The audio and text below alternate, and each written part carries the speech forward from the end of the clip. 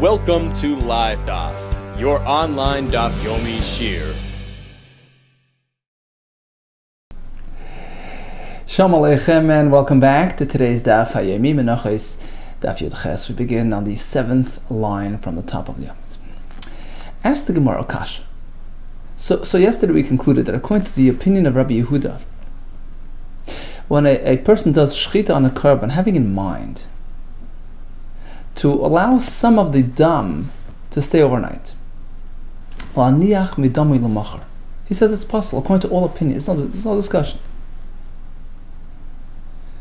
because it can lead to having in mind to have all the blood left over for tomorrow. In that case, it's certainly so. In any case, that's Rabbi Yehuda's opinion. Really?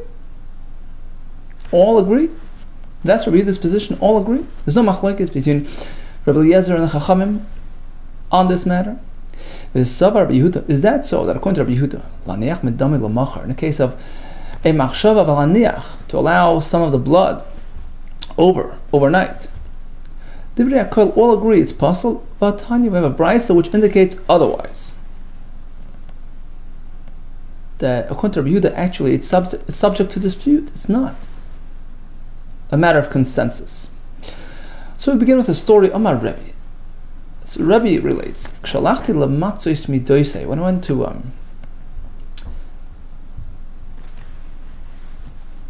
clarify some concepts in my learning, to clarify some ideas, some concepts, Eitzel Rabbi Elazar ben Shammua, by the Tana of Elazar ben Shammua. So I came to him to learn. Rami some had a different version of the wording. Rebbe says, when I went when I went to learn from him his ideas in learning. In any case, so who did I find sitting there at the time? I found Yosef Bavli, another Tana. Matzasu Yosef Bavli, Yosef Lefanov, sitting in front of Rabbi Elazar ben Shammua, and Yosef Bavli was very dear to Rabbi Elazar. So Rabbi Elazar was very fond of him. And they were discussing various topics, and lahalacha achas, until they got to a certain halacha as follows. Amarle, Yosef HaBavli asks Rabbi Elazar, he called him Rebbe, exactly our case. He does shechita on a korban with a plan to allow some of the dam overnight. Amarle, Rabbi Elazar responds, kosher. It's fine. That's not a reason to make the korban, possible. It's not pigul. He's not thinking that he's going to feed anything tomorrow or be makriv anything tomorrow. It's just laziness. He said, I'm going to leave some of it overnight. So he said it's kosher. And what happened? Actually, he asked him repeatedly. He asked him once at night, once in the morning, once in the afternoon. Arvis, in the evening, Amalei kosher. Blazer says it's kosher. Shachris, in the morning again he asked him, yeah, kosher. Again he repeats, it's kosher. Tzarayim, midday, again Amalei kosher. Mincha in the afternoon, he revised it. Amalei Blazer says it's a matter of machlokes. Kosher according to the Chachamim. Ella, but you're meant to know there is another opinion. Rabbi Eliezer, Blazer Paisel, he says it's possible. Tzavu panav shel Yosef HaBavli. So Yosef HaBavli was very excited. His face lit up. Amalei Rabbi Eliezer responds to him in surprise. He says, "What's the excitement about?" Yosef, he calls him. It appears to me from your reaction that whatever I said up until now wasn't qualified, wasn't true. Suddenly now you're excited. Amalei says, "No, I'll tell you what's going on." Rebbe, he called him Rebbe Hain. And actually, until now was also fine. Ella, I'll tell you why I got excited. Because I once heard from Rabbi Yehuda that it's possible. And then when you said it's kosher, it started it shook up my assuredness. I wasn't sure anymore in terms of what I thought I heard from Rabbi Yehuda. Elash Rabbi Yehuda, Pasal Shanali. Rabbi Yehuda taught me that it's possible in this case. Because I went around to all his students, maybe after his passing. I was seeking some sort of corroboration from any of his Talmidim. and nobody corroborated my version of events. That in fact Rabbi Yehuda says pasul. So I was no longer sure about my version. Maybe, it's inaccurate, maybe I forgot. But now that I heard the word pasul from you too, at least according to one opinion, that there is an element, there is a possibility of psul in this case. Now that you told me pasul, oh, Baruch Hashem, you have returned to me my lost item. You have restored my clarity and my confidence. The question is,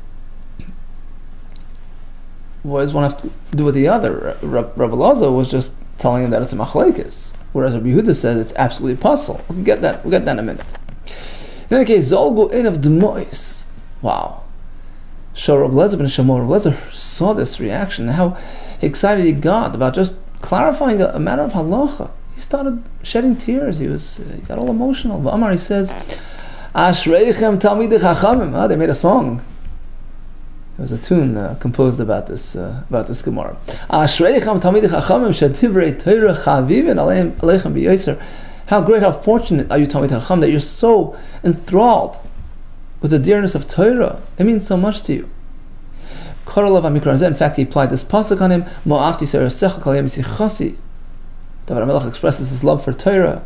It's an all-day experience. So Rabbi Elazar ben Shammua responded, in this manner, and then he added a point. He says, actually, you're right. Rabbi Yehuda taught you that it's pasul, but you meant to know why he said it's pasul. It's for the following reason. Rabbi Yehuda b'nei shel Rabbi Eloi. Rabbi Yehuda who taught you pasul is the son of Rabbi Eloi, right? Whose father, Rabbi Eloi, was a student of Rabbi Eliezer. And that's why he simply relayed to you the opinion of Rabbi Eliezer. So that's why he taught you Rabbi Eliezer's opinion, even though he himself he didn't really go with that opinion. He was just relating to his father's Rebbe's opinion. Okay. So again, what happened here? Rebbe overheard this conversation. Yosef Bavli was all excited when Rabbi Elazar ben Shammua corroborated his version of events in terms of the psul that applies to a machshava sinuach damei l'machar. And the question is, these are two different angles, two different tracks. His version was, Rabbi Yehuda says pasul, finished. Rabbi Elazar ben Shammua's version was, no, it's just quoting Rabbi Eliezer's shita, but it's really subject to machlekes. It's not a clear-cut halacha. It's not a consensus. If we're going to go back to what we said earlier, the re'akal pasul asnayi, that Rabbi Yehuda's opinion is that it's a consensus. It's not machlekes, and that's how he taught it to Yosef Bavli. So now, when Rabbi Elazar ben Shammua explained that according to at least Rabbi Eliezer it's pasul, but only Rabbi Eliezer, that's a totally different version. Why was he excited to hear this version, which totally did not line up with his version that he heard from Yehuda, that it's a consensus? Why was he excited that you restored to me my lost? You plukte karmeli. He was telling him now that it's a machlekes, and Yosef Bavli's version from Rabbi Yehuda was that it's pasul according to all shittas. Says the Gemara. Okay, Elamai, so what are you suggesting? The alternative would be that even according to Rabbi Yehuda, it's subject to machlekes. So it's all one and the same version. The Rabbi Yehuda taught him that it's kosher. Rabbi Elazar pasul, it's only according to Rabbi Elazar that it's pasul asnai. That's how he taught him. Yochim mai. So again, it's not going to be consistent with the wording in the Brisa, because Rabbi Elazar ben Shammua was explaining to Yosef Bavli, you should know that really Rabbi Yehuda's own opinion isn't as such. He's just relating to his father's Rebbe's shita, which is Rabbi Eliezer. Hamepnei, right? He's explaining why, which sounds like Rabbi Elazar ben Shammua himself doesn't subscribe to this version.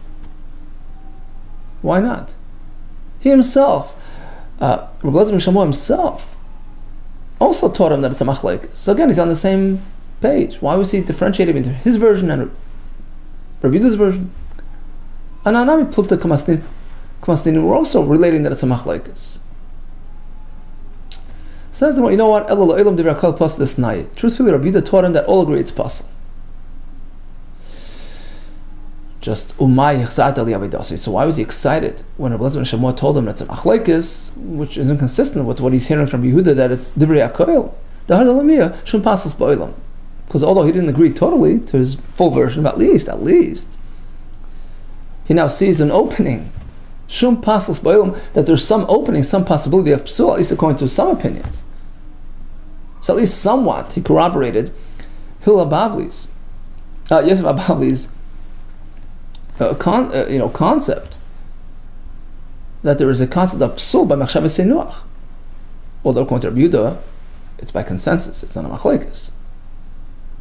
That explains why he reacted in kind.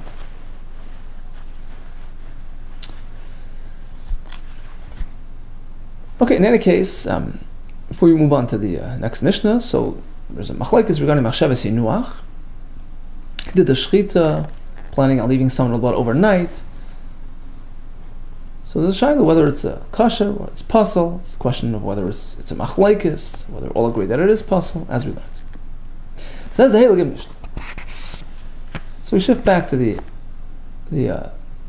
process of the mincha. And there are many steps along the way. So the material is the flour and the oil. But there are several stages in the mixing process. Rashi explains, you're meant to apply the oil in three different sort of steps. Initially you pour some oil into the kli, then the flour, then you pour some more oil as you're mixing it, and then afterwards you follow with another yitzika, it's called, another pouring of oil. Let's say you skip one of these items. Lo yatzak, lo balal, lo pasas. He didn't slice up the mincha as you meant to after baking. Lo malach, he didn't salt it. Lo heinef, he didn't do the tenufa waving. Lo higish, he didn't tap the kli with the mincha to the corner of the mizbeach as required. Osha pasas on pitim merubis, or the slices were too big. Lo mashchan, or he didn't smear with oil those loaves that are meant to be smeared. So even though you skipped one of these steps, it's ksher. These aren't really critical. So kmitza, it's critical. Haktorah is, but these aren't really critical, as we're going to see in the Gemara. Now, how do you define the word lo yatzak? What does that mean? My lo yatzak. Did he skip that at all? He didn't do yitzika at all. That's certainly critical and essential. Rashi explains because it was repeated in the Torah for emphasis, to indicate criticality. So you can't say he skipped it. Ella, lo yatzak kohen al-azar, rather the Mishnah means, lo yatzak, it wasn't done by a kohen, it was done by a azar, Yisrael the owner, let's say. Yachi. If that's what lo yatzak means, not that it was skipped, it wasn't done by a kohen, likewise in the next item, lo balal. Nami, there too you're going to say that you define it the same way, not that it was skipped, that you can't skip it. It means lo balal kohen al-azar, it wasn't a kohen, it was a azar that did it, which would indicate that if you would skip it, altogether it's pasul. Really, we have a discussion on a Mishnah later on, where we conclude that mixing is not miyakev at all. Mishnah says you can bring up to 60, isarin, let's say a pound of flour with that one lug of shemen, because technically you can mix it together, mixable. But you can't bring 61 because that's too much to allow for a proper mix. We had a question on the Mishnah. Who cares if you can't mix it? Even if you would skip the mixing altogether, the Mishnah is still acceptable, the mincha is still acceptable. If you can't mix them together, who cares? Why is that a reason to negate the mincha? We have a Mishnah that even if you skip the mixing altogether, it's kosher. So he explained, you don't need the actual blila, but the evidence works without it. But the mincha has to be suitable and ro'i for blila, because the Torah speaks about mixing a mincha, which means that you need to bring a certain type of material, in a certain proportion, certain ratio, a certain setup that allows for mixing, even if you choose not to mix it. At least it has to be the right item, the right configuration. That's Reb Zera's chiddush. An arrangement, a configuration which is able to be mixed. So then, ein bila makevas boy. The bila requirement which was not done is not critical. But if the material is not suitable for mixing, it's too much flour, in that case, bila makevas boy, the requirement to mix, which cannot be done in this case, fails the mincha. So clearly, you don't need to mix. So back to the question. Our Mishnah says lo yatzak, which we learned to mean you can't skip the yatzak. It just means that it wasn't done by kohen, rather it was done by the owner. Assumingly, the next line in the Mishnah, lo balal means the same thing. It wasn't done by the kohen, it was done by the owner, because you skip the balal, your apostle, and here we say skipping balal is kosher. The area says the way you can't compare one item to the other. The way you define one term isn't necessarily reflective of the next. Hakadisa, when it says lo yatzak, it can mean it was done by the owner rather than the kohen. Hakadisa, the next item, lo balal, means it was skipped altogether. Each one as per its... Lo yatzak means lo yatzak kohen elazar, and lo balal means lo balal klal. And the Mishnah continues, Oy shepasasa. Oy shepasasa pita merubos ksheira. Now what does that mean? He did too many slices. Hashta lo pasas klal ksheira. Why is this necessary? Once we learned that even if he skips the pasas procedure, it's kosher. Wouldn't you agree that if you made the slices too big, the square is too big, it's certainly okay? I mean, you can skip it altogether. Pita merubos ksheira. Says, well, it might be pita merubos. You're right, the word pita merubos doesn't mean the slices are too big. Shariba b'psis. He made too many cuts and cracks. So he made little teeny pisisin. Perhaps that's worse. They're not doing it at all. Another way to learn would be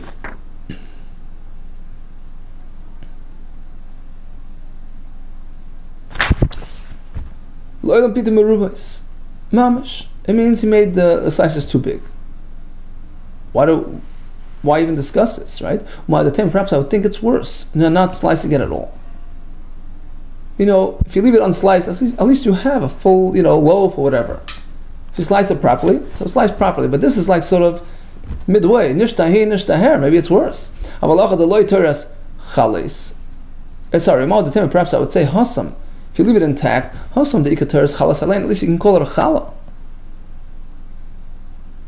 But here, if you sliced it the wrong way,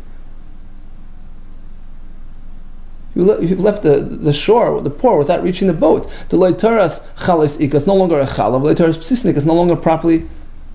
It's not properly sliced. Kamash Monsa, perhaps it's worse. No, says the Mishnah, it's still okay.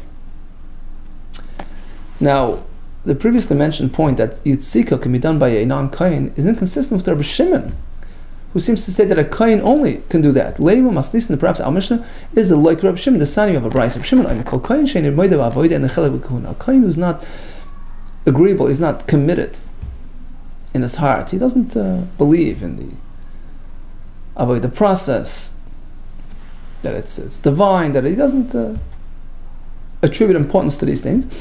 So he's disenfranchised. He doesn't get a portion of the meat, of the karbanis. Pasuk says, "Hamakriv is the mashlam mesachil ne'aron loitia sheikha milamana." Who gets the sheikha yaman? Who gets a part of the carbon? Only a makriv, a person who's has an interest in this.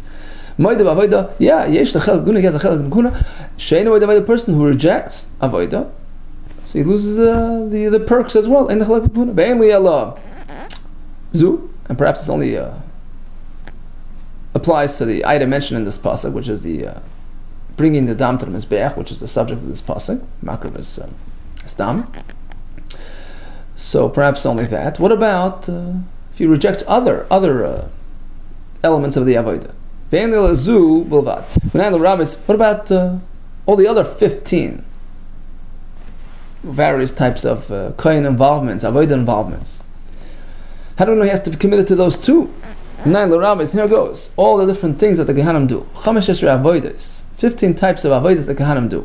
Interesting list. Hayitzika is first item is yitzika of the oil on the mincha. There you go. So before you even continue, you see that according to Reb Shimon, yitzika is a kohen activity exclusively for the kohen. That's going to be a kasha now mishnah, which allows the owner to do it. Okay, let's continue. Hayitzika is vablilos, the mixing with the oil. Hapsisais, right? That's the cutting into slices. V'amlicha, salting the karbanis, v'atnufais, v'agoshes, v'akmitzes, the act of kmitza, v'aktoris, burning on the mizbeach, v'amalikais, that's on the birds, v'akabolis, collecting the blood from the carbon, v'azois, sprinkling the blood on the mizbeach, hashkoas soita, giving the soita to drink, arifas egel, beheading the egel aruf, al-tas mitzera, processing the purification of mitzera with the birds. When it says kapai, right, to the birchas kainim, bein b'fnim, whether we're talking about in the Beis Hamikdash, bein b'chutz, while they're outside in the shuls, right? Menayin.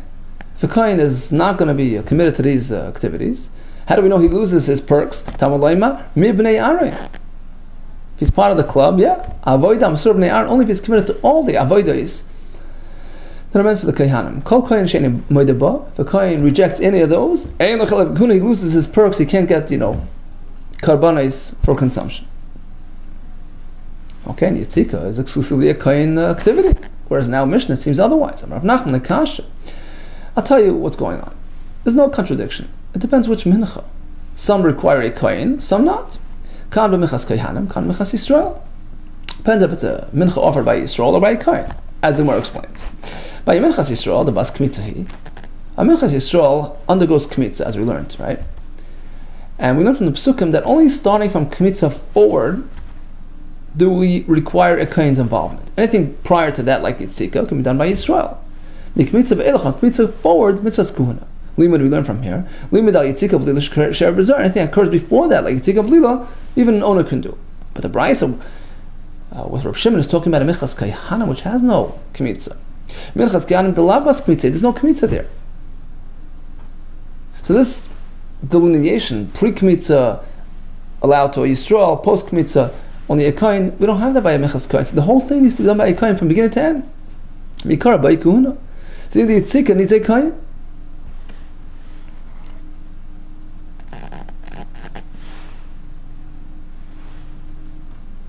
Another, Amarli Rabbas. Rabba responds, how can you differentiate between a Minchas Yisrael and Minchas Kayhanim?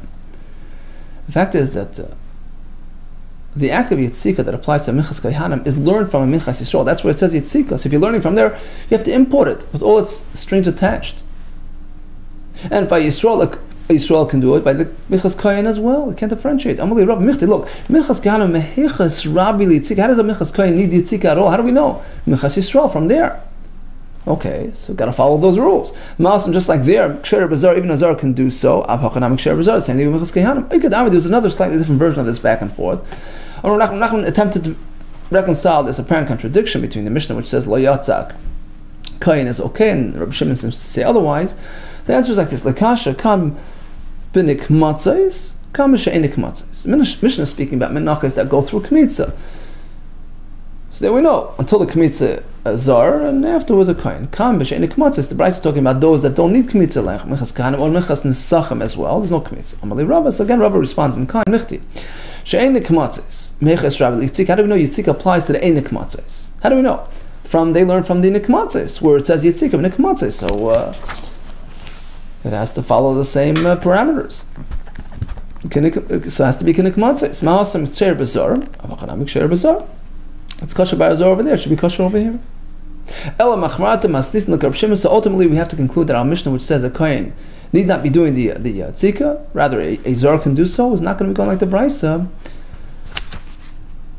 where in fact Reb Shimon says that tzika requires a kohen only. And we're going to see in the Gemara coming up. We learn what. Now comes the why, the sources for these respective opinions. Okay, so we had a Gemara today about Machshavas Yinuach. There was a Machlekes, and now we have a Mishnah which discusses skipping all these different steps.